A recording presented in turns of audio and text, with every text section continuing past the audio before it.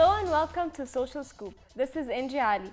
Today we have a very special guest, a 20-year-old Egyptian graphic design major student at AUC, and also a very unique social media influencer with over 69,000 followers on Instagram, Farah Hamara. Hi Farah, how are you? Hi, I'm good. How are you? Good. So tell us, how did you get into the social media scene? I actually started 3 years ago. I started posting pictures of myself just for fun, and then followers started getting in. I started getting more followers, and then I started thinking about doing it for like as a real job. So I don't know. It started getting more interesting. So I wanted to explore my options, and so I started working as a fashion blogger. What or who inspired you? There's actually a Kuwaiti fashion blogger. She's called Dalia. She's veiled too. I love her. I love her style, and she inspires me in a way so many people don't. So I wanted to, I hope like I'm doing the same for other people. And how do you get your sense of style? Where do you get it from? Nowhere. I'm not the kind of girl who looks up online on like the trends or like colors or all of that stuff. I just do it for fun, and I wear what I want to wear, and I wear what feels comfortable. So that's me basically. So what do you think are the disadvantages of being a fashion blogger, if there is any? Because like it's not my full-time job, and I'm not like really into it. So I don't think there are direct disadvantages that I suffer from on an everyday basis, but like mainly the events I have to go to, like many people think it's so much fun, and like it's fun to go and hang around people, and that's not necessarily what I think about it. Like at first it was a bit fun, but then it started to get like some events I have to go, and then I have so much studying to do, and I care a lot about my education and my study time. So there isn't enough time for me to get into my other stuff. So you're saying it's kind of a burden in a way? In a way, yeah. You could say. I guess. So where do you see yourself in 10 years? What is your goal in fashion blogging? I hope I can inspire more people every day, and I just want people, like, I'm not doing this for anything really like work related. I just want people to have fun and to have like a bright day when they see my pictures or they see my posts, or like I always try to be positive, and I always try to push people forward.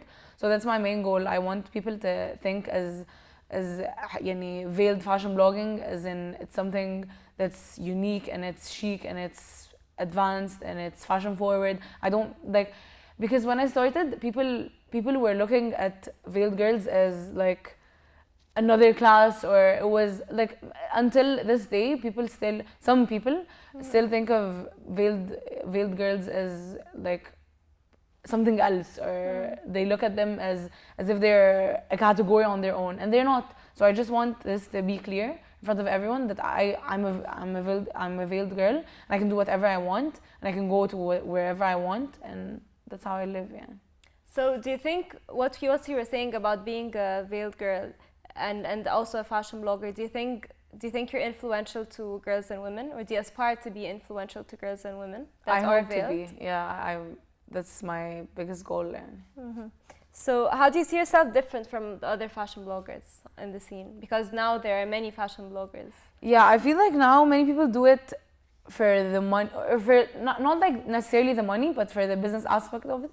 And I think many people, like, it turned into something that's extremely serious, and I think that's what sets me apart from everyone else. I do it because it's fun. I do it because I want to inspire people. I do it, and I don't really care what other people think. So I don't necessarily have to do all the projects that are offered, and I don't have to take all the opportunities that are there for me just because they're offered. I do it because I want to do it. I do things that are not necessarily work related. I do a lot of things related to sports because I believe in a healthy lifestyle, and basically I promote a whole lifestyle that is not necessarily like other fashion bloggers. I'm not that into fashion actually. What do you mean by it's getting serious? You just said other fashion bloggers are taking it very serious. What do you mean by that? Yeah, like many people are considering it more than a job, Aslan. They're considering it like a lifestyle that I don't personally I don't think they believe in us. I think they're marketing for something that is superficial. I don't want to point fingers, or I don't want to take something away from people that it isn't theirs, because obviously they work hard and they earn what they do. But for me, it's not. I don't see it that way. I don't see that fashion is the most important thing, or I don't think that clothes are that important, and I don't think it's extremely important to be always like wearing all the brands and all this stuff. That's not my most important thing, the goal in life. Yeah.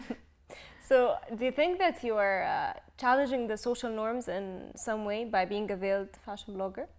Yeah, I think so. How? I could say. Because I think most people, when they think of fashion, they think that you have to be very rebellious in order to be like a fashion forward girl, and I think they look at fashion like in like another perspective. Many people think that in order to be fashionable, you have to show a lot of skin, and I don't necessarily think that this is true. I don't.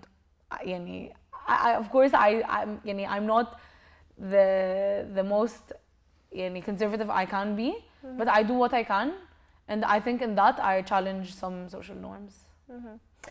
So how did it go from being a fashion blogger to advertising? Because as we saw on your Instagram page, there are many offers for example, Nike and other brands.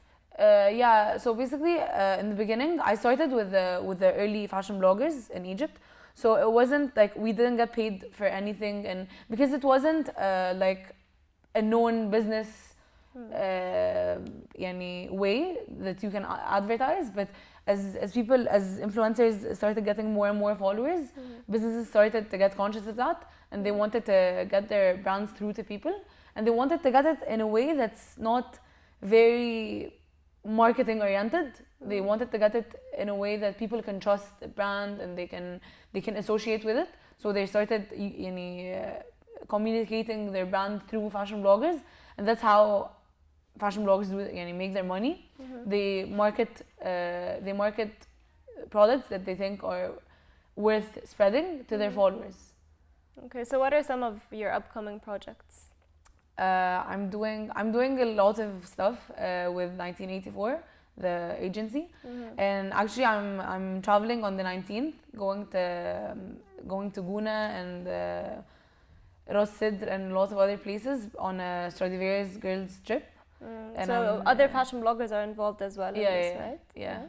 We're all girls, and it's gonna be like a trip, a getaway. So I think it's gonna be really fun. This was done before, right? Yeah, it was done in Los Aswan. And this year they're doing it something else. It was Stradivarius on the Nile, and this year it's Stradivarius girls road trip. So yeah. So you basically go and take pictures of yourselves wearing Stradivarius clothes and post it on social media, right? Yeah, that's basically it. So do you have any entrepreneurial fashion plans in the future? I'm not sure. Like I'm not focusing mainly on fashion because I'm doing graphic design now also. At the beginning, I wanted to study also in fashion design, but then as I got into graphic design, I started to get more interested. So who knows? I know. For now, I know I'm really, really interested in graphic design and sports also, and I want to do something related to fashion maybe. So I'm not sure. I want to do something that's related to art. So does being a graphics design student in AEC help you in your career? Yeah, in a lot of ways. How? It opens a lot of gates because when I sit with agencies or marketing,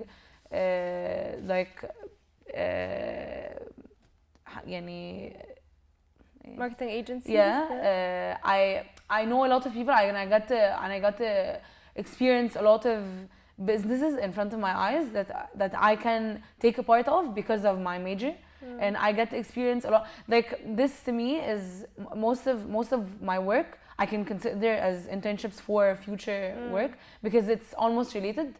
So and like now this summer I'm taking an internship with an agency that I knew through fashion blogging, and it's all connected, so it makes sense at the end. Yeah.